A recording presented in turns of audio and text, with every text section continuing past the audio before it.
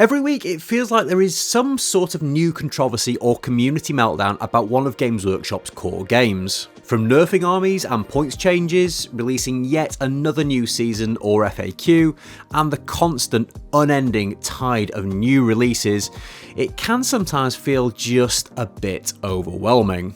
But did you know that there is a quiet and pretty content little corner of the fanbase where we're just enjoying our game, and for very good reasons? Stick around and I'm going to show you why this is Games Workshop's best hidden secret.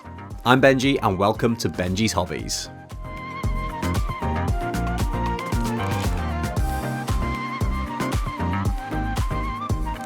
Now, if you've been following the channel for a while, you'll already know I'm a huge fan of this system. In fact, it's because of this system that I am sat here making videos at all, as the very first minis I painted were from this game almost 20 years ago.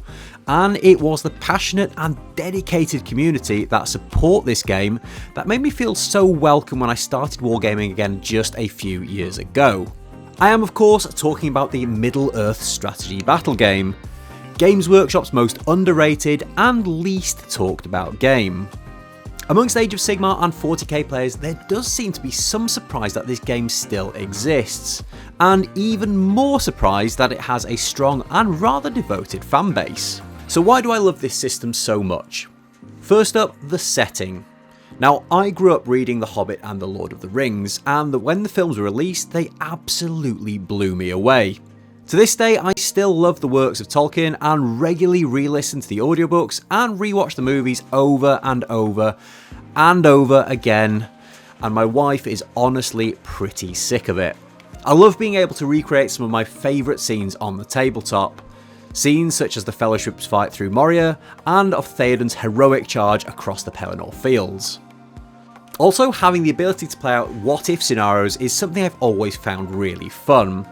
We can finally find out what might have happened if Boromir had survived the fight at Amon Hen, and what could have happened to the Fellowship if Gandalf had made the journey through Moria.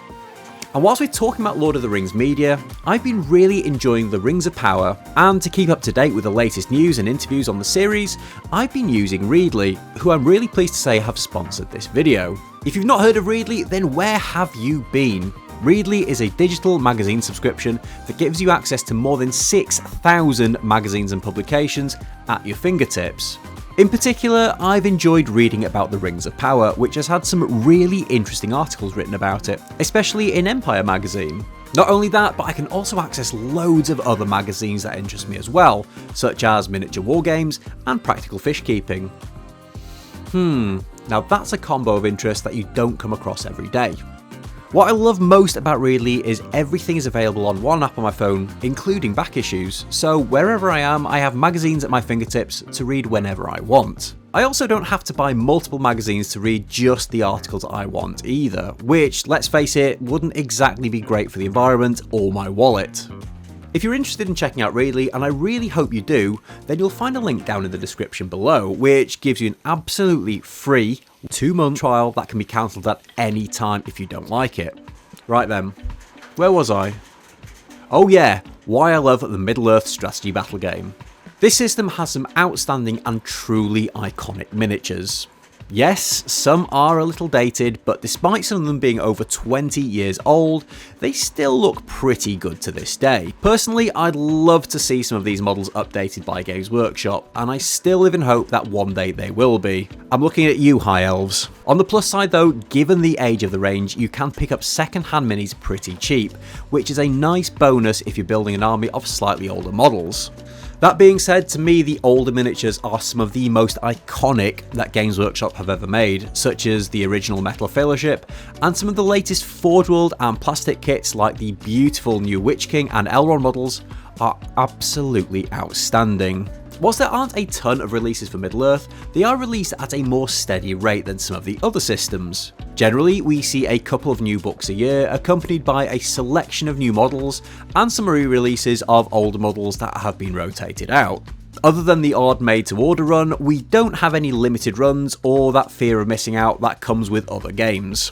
Next up, the rule set. Often described as easy to learn but hard to master, this is one of the most balanced rule sets that Games Workshop have ever created. where more often than not, player skill will determine the outcome of the game rather than simply playing with the latest meta list. It's also one of the biggest testaments to the game that the core mechanics have changed surprisingly little over the last 20 years, and the key changes have simply been refinements or welcome additions to the rules to help the games go a little quicker, in the case of special strikes, or to add extra tactical depth when choosing to spend might points or not, in the case of heroic actions. There is little to no rules bloat, and with as few as only 2 books you can start playing the game. The rules manual covers all of the rules from the game, whilst the Armies of books cover the vast majority of the profiles you'll need to start playing. Depending on which army you choose to play, you might only need one of the army books to have all of the rules you'll need. Now, there are several expansions that have been released since the last iteration of the rules, and one of the best things about them is there's little to no power creep in newer books, so you don't have to keep buying them to keep up to date if you don't want to. Unless you're playing specific factions or using certain profiles, you don't need them to play the game. They are, however, a fantastic resource filled with some great narrative scenarios, lore, and occasional hobby tips, so if that's your jam, then they're well worth picking up. I think it's also worth mentioning that whilst other games have this 4-year cycle of new editions, the same isn't quite so for Middle-earth. Yes, the new edition, the Battle for Osgiliath, has just landed, however it remains largely the same as the old edition, with just the inclusion of all the FAQs, so it doesn't invalidate any of the old rulebooks.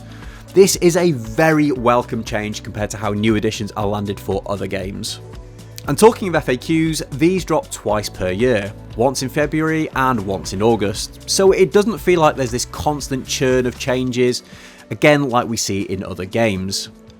When building your army, Middle-earth SBG really rewards theme over simply picking the best units in the game into one list. By taking minis from certain themed faction lists, or by including specific heroes in your force, you can gain army bonuses. Whilst Legendary Legions encourage the use of generally even more restrictive lists, they do come with some additional special rules which might just give you that extra advantage over the less restrictive lists. In terms of barrier to entry, it's pretty low compared to other systems, which is a huge bonus.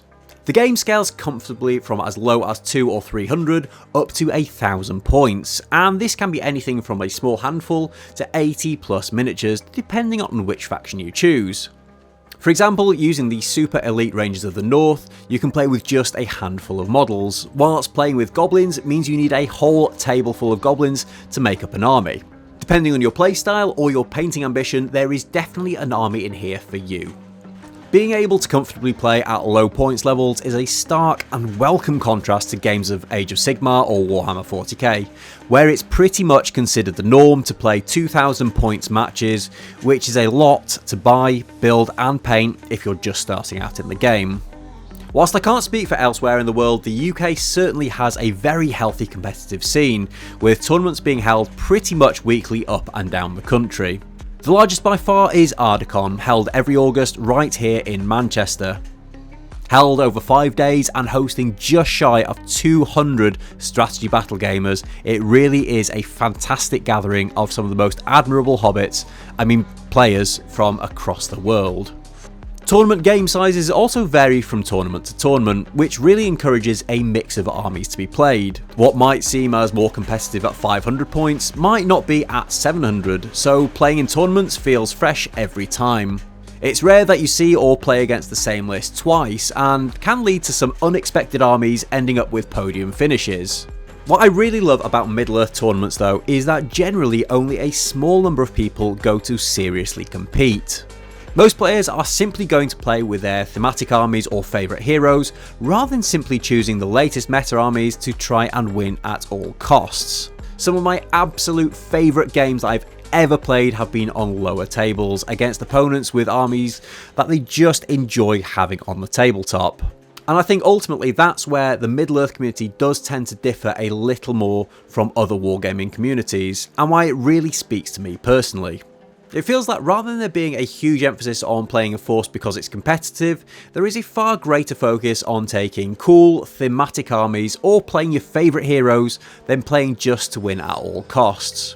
Sure, there will be some people out there who want to just play to win, as you find in all walks of life, but the love of Tolkien, the lore, the films, the books and the minis definitely seem to come first. It might just be my rose-tinted glasses, but people just seem nicer and are far less salty than in other communities too. I often think that if I hadn't found these pleasant and embracing Middle-earth gaming communities that welcomed me when I returned to wargaming, then I wouldn't be sat here making wargaming YouTube videos at all. So that's why the Middle-earth strategy battle game is by far Games Workshop's best gaming system, and I'd love to see more people join in and embrace a more positive outlook on the hobby, rather than dwell in this endlessly negative doom and gloom grimdark cycle that's seen in some other systems. If you want to start your own Middle-earth journey, I can't recommend the Battle for Ascleia starter set enough. It includes all the rules to get you used to the mechanics and is jam-packed full of models to give you a solid starting point for a couple of armies.